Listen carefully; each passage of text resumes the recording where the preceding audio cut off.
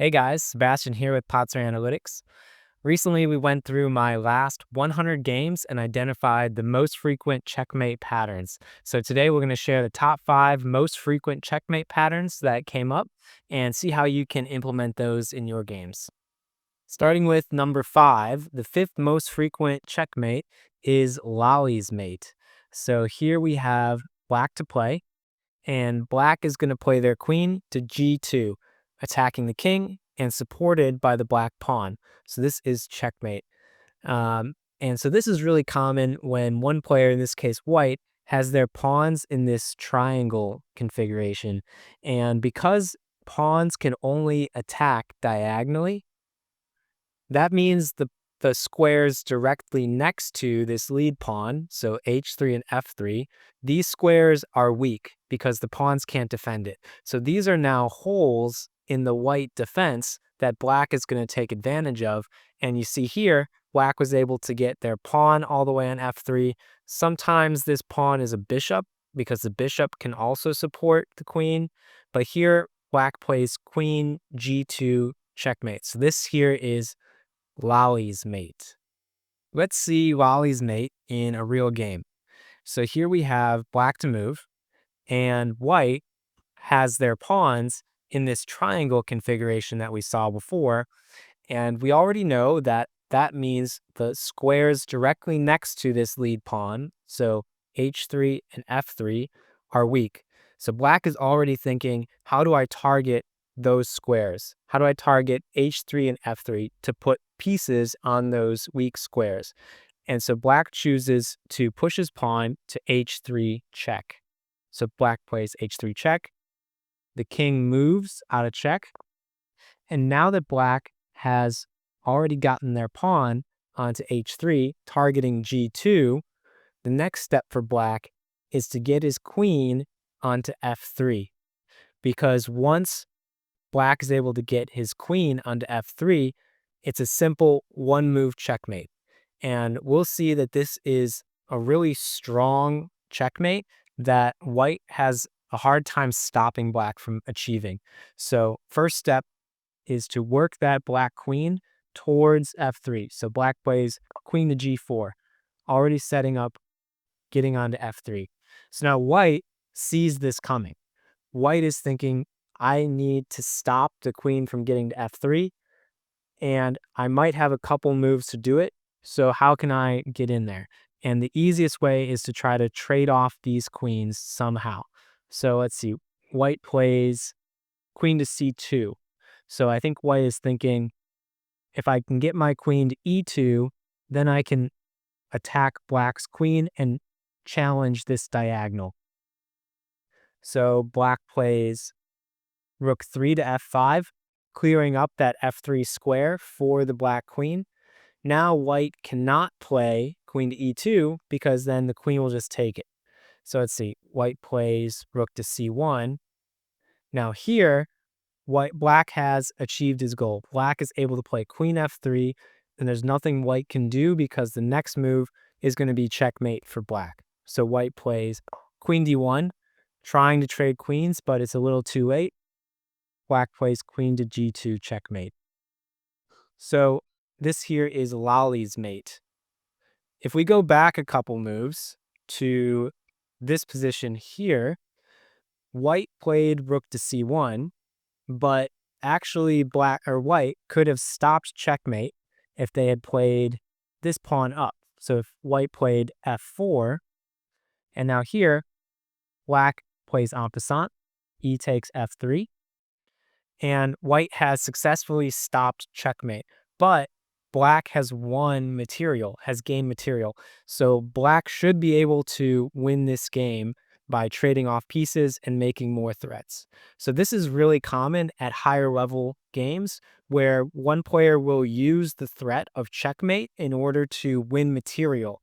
So even though black didn't get checkmate immediately, he was able to win material, which will eventually win him the game.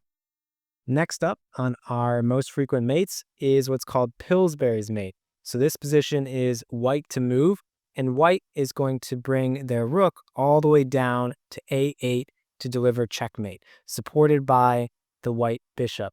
And sometimes this bishop is a queen, but usually it's a bishop.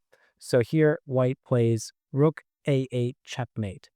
And you'll notice that black's pawn is actually stopping the black king from escaping from this checkmate. So in this position, black's pawn is working against him. So this is Pillsbury's mate. Let's see Pillsbury's mate in a real game. So here we have white to move, and white has already got their rook on this open file, on the H file. And we notice that black has their pawns on f7 and g6, which we know means these diagonals are weak. So white is already thinking about taking advantage of these diagonals. So white is going to try to get their bishop onto f6 in order to support the rook coming in on h8, setting up Pillsbury's mate. So white plays bishop f6, threatening next move, rook h8 checkmate. And there's actually nothing black can do to stop it in this position. So that's why Pillsbury's mate is so powerful. So if black chooses to try to run away, so if black plays king f8, this is still checkmate. So when the rook comes down, rook h8, this is still checkmate because the bishop is cutting off both the flight squares for the king, and black's pawn is trapping black's own king. So this is unavoidable. And in the real game, black chose to play bishop f8, thinking next move, he'll stop the bishop with bishop to g7, but white just plays the rook down, rook h8, checkmate. So this, again, is Pillsbury's mate. Number 3 on our most frequent checkmate patterns is the back rank checkmate. Here we have black to move, and black is going to throw their rook all the way down to the back rank, attacking the white king. And you'll notice that white has all 3 of its escape squares blocked by its own pieces. White has pawns on each of the squares where white could possibly run its king to. This is characteristic when the king has pawns in each of the squares it can go to on the next rank. So when I'm looking for a back rank checkmate, I'm looking for when the king has pawns on each of the squares in front of it. Let's see the back rank mate in a real game. So here we have black to move, and white has pawns on each of the squares in front of the king. So black is already thinking, how can I get back rank checkmate? How do I get a queen or a rook on this back rank to deliver checkmate? And we can already see that white's pawn on b4 is pinned, because if this pawn wasn't here, black would capture the rook on b1, and then when white takes back with his rook, black will take back with their rook on b1 to deliver checkmate. So that means that this pawn here on b4 is pinned, stopping back rank mate. We also see that black's bishop is pinning the white knight to the queen, because if the knight moves, then black will capture the queen with their bishop. So black has 2 pins here on d4 and b4. And when you have a pin, you always want to apply pressure to your pinned piece. And so black finds a good move here, which is to push their pawn to c5 to apply pressure to both pieces, forking d4 and b4. So black plays c5.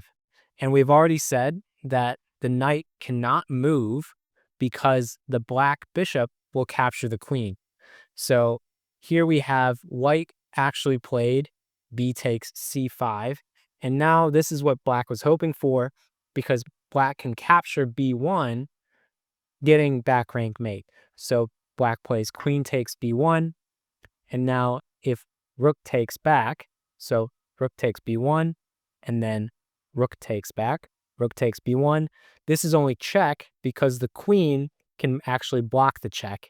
So queen blocks, but it's unprotected, so the rook can just capture it. Rook takes e1, and this here is checkmate, back rank mate. However, this didn't actually happen in the real game. So what actually happened in the real game was after black had captured the rook on b1, white realized that if they capture the queen, they would lose the game. So black instead chose to play c6. Here now, again, this pawn is pinned to the queen. Black just retreated with their queen to just end up winning a rook in that exchange. So this is again a situation where black used the threat of checkmate in order to win material. Number two, the second most common checkmate pattern was the queen and rook battery. So battery is when you have two pieces, in this case white has the queen and the rook, that attack in the same line. So the queen is attacking this way, and also the rook is attacking along the same line. That means wherever the queen goes on this line, it's going to be supported by the rook. And so this is called a battery. And here we have white to move, and white is going to play their queen to g7, giving black checkmate, and again supported by the rook behind the black queen, or behind the white queen. So white plays queen to g7, checkmate. So when you have two pieces lined up and they're both attacking in the same line, this is called a battery. Let's see the queen and rook battery in a real game. So here we have white to move, and white is already eyeing up g7 and h7 as weak squares for black, and is thinking, how can I get my queen onto either g7 or h7, and it's supported because that would be checkmate. So white is thinking, how do I set up a battery with the rook and queen to attack either g7 or h7? So in this case, white decides that the h file is going to be the easier route. So white is going to bring their pieces over to the h file to set up a battery on h7. So let's see how white does that. So first white plays rook h4, and black plays bishop f8. Now white's going to bring their queen over to set up that battery. So white plays queen h5, now threatening queen h7 checkmate. Black plays queen c7, and it's a simple queen takes h7 mate. But this isn't what happened in the real game, because once white played queen h5, black immediately saw queen takes h7, and so decided to push the pawn to h6. And that was the point of bishop f8, was to create its own battery to protect h6 and stop checkmate. So black plays h6. So here, white already saw this and knows that this bishop on f8 is holding the defense together, because white would love to capture the pawn on h6, sacrificing the bishop. Pawn takes back, and then queen takes to deliver checkmate. But this bishop is holding the whole position together.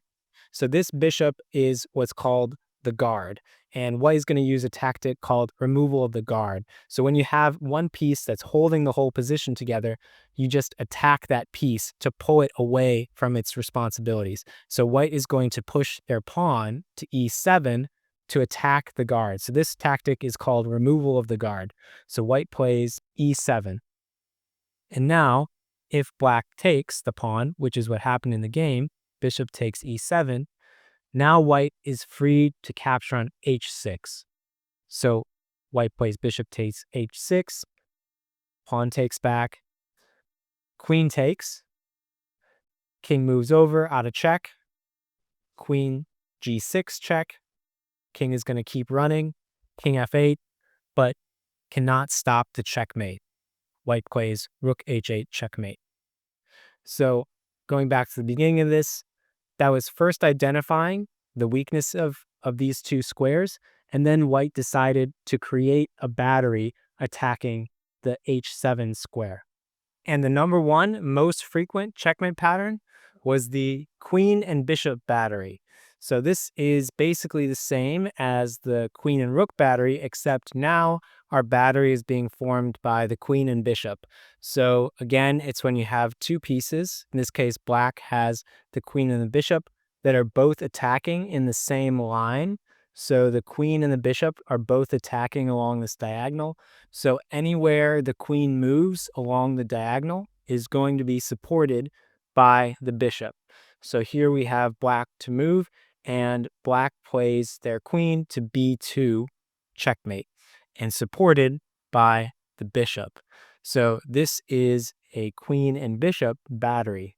So let's see the queen and bishop battery in a real game.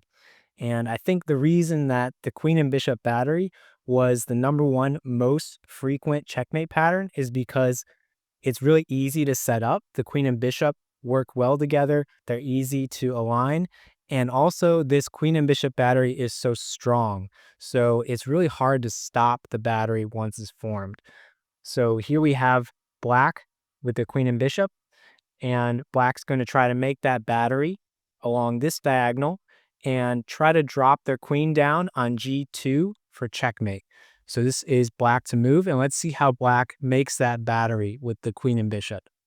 So black plays queen c6, making that battery, threatening queen to g2 checkmate. So white needs to stop this. So white plays bishop to f1 to protect g2. So now here we're going to see just how powerful the queen and bishop battery is when the diagonal is opened up, because black realizes that if this pawn was not there, then black would be able to go all the way to h1 for checkmate. So black is going to open up this diagonal by sacrificing his knight. So black plays knight to f3 check. So forking the king and the queen. So if white does not take the knight, black is going to take the queen.